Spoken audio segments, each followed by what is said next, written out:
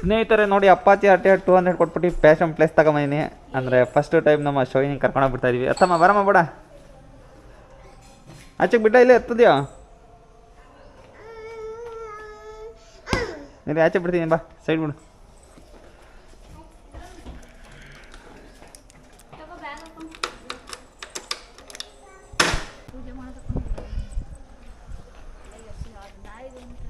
ಬಾಮ್ಮ ಬ್ಯಾಗಿಲ್ಲ ತಗೊಳ್ಳೋಣ.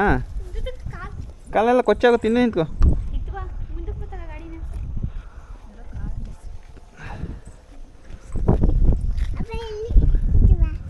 ಅಂತಸ್ತೀನಿ ಬರಮ್ಮ. ಮಾಡಮ್ಮ ಓಡಿಸ್ತೀಯಾ ಓಡಿಸು.